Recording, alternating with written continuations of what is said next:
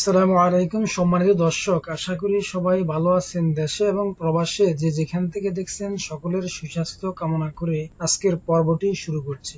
আসছে বিডিএস জরিপ, যার পূর্ণাঙ্গ নাম হচ্ছে বাংলাদেশ ডিজিটাল সার্ভে। যে সকল জমি বিডিএস রেকর্ড হবে না, উক্ত বিষয়ে বিস্তারিত আলোচনা করব।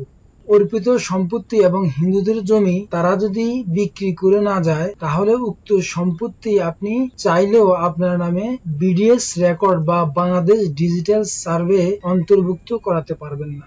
কাগজপত্র ছাড়া জোর করে জবরদখল করে জমি ভোগ দখল করলে আপনি যে জমিটি বাংলাদেশ ডিজিটাল সার্ভে বা বিডিএস রেকর্ডে রেকর্ডভুক্ত করবেন, উক্ত জমির যদি কোনো প্রকার কাগজপত্র না থাকে, তাহলে কাগজপত্র, দলিল, খতিয়ান, সিএস, এসএ, আরএস, বিএস বা বিআরএস, ঢাকাতে ঢাকা সিটি জরিপ, এই সংক্রান্ত যে খতিয়ান রয়েছে, উক্ত খতিয়ান এবং আপনি যদি ক্রয়সূত্রে মালিক হয়ে থাকেন, তাহলে অবশ্যই আপনার জমির দলিল আপনার লাগবে এবং দলিলের পরবর্তী আপনার নামে অবশ্যই জমিটি রেকর্ড থাকতে হবে। তাহলে উক্ত জমিটি আপনি আপনার নামে রেকর্ডভুক্ত করাতে পারবেন বিডিএস রেকর্ডে। আর যদি কাগজপত্র ছাড়া শুধু আপনি জবরদখল করে ভোগ দখল করে আসেন, তাহলে উক্ত জমিটি আপনার নামে বিডিএস রেকর্ডে রেকর্ডভুক্ত হবে না। তারপরে যে জমিটি আপনি বিডিএস রেকর্ডে রেকর্ড করাতে পারবেন না, সেটি হচ্ছে সরকারি কোনো প্রতিষ্ঠানের জমি, যেমন হচ্ছে রেলওয়ের জমি, তারপরে হচ্ছে ওয়াসার জমি, পানি উন্নয়ন বোর্ডের জমি, এই সংক্রান্ত যত সরকারি প্রতিষ্ঠানের জমি রয়েছে, উক্ত জমি যদি আপনি ভোগ দখল করে থাকেন এবং আপনি যদি কোন রকম ভুয়া কাগজপত্র তৈরি করে জমি ভোগ দখল করে থাকেন, তাহলে উক্ত জমিও আপনি বিডিএস বা বাংলাদেশ ডিজিটাল সার্ভে রেকর্ডভুক্ত করাতে পারবেন না। তারপর যে জমিটি আপনি বিডিএস রেকর্ডে রেকর্ডভুক্ত করাতে পারবেন না, সেটি হচ্ছে সহ অংশীদারের বঞ্চিত করে আপনি জমি যদি নিজের করে নেন।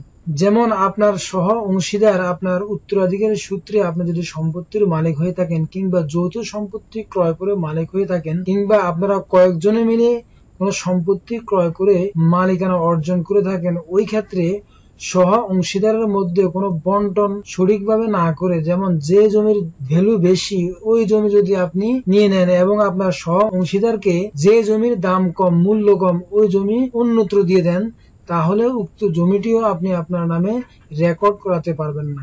কারণ উক্ত জমির প্রত্যেকটি দাগেই কিন্তু প্রতিটি অংশীদার মালিক। তাই সহ অংশীদারকে বঞ্চিত করে আপনি জমির মালিকানা অর্জন করলে উক্ত জমিটিও আপনার নামে রেকর্ড করাতে পারবেন না। তারপরে যে জমিটি আপনি আপনার নামে রেকর্ড করাতে পারবেন না, সেটি হচ্ছে সরকারি খাস জমি।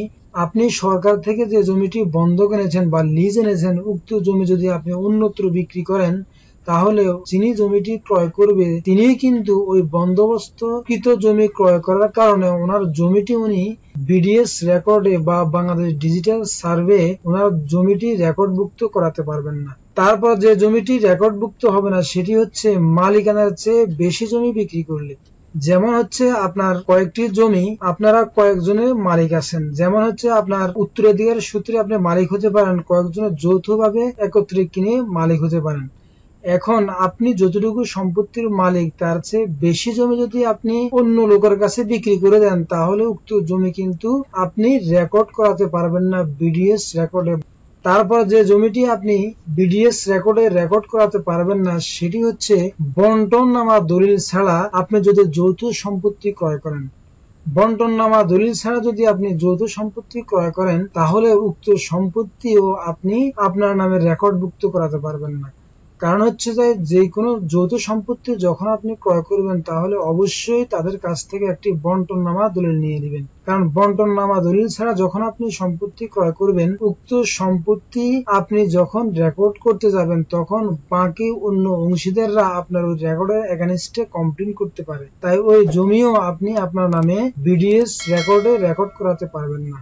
তারপরে যে জমিটি আপনি রেকর্ড করাতে পারবেন না, সেটি হচ্ছে ওসিয়তনামা দলিলে কোনো ব্যক্তি তার মোট জমির 3 ভাগের 1 ভাগ ওসিয়ত করতে পারবে। কারণ হচ্ছে আপনি যদি উইল করে কোনো সম্পত্তি দেন, 3 ভাগের 1 ভাগের বেশি জমি কাউকে ওসিয়ত বা উইল করে দেয়, তাহলে উক্ত জমিও আপনি বিডিএস রেকর্ডে রেকর্ড করাতে পারবেন না।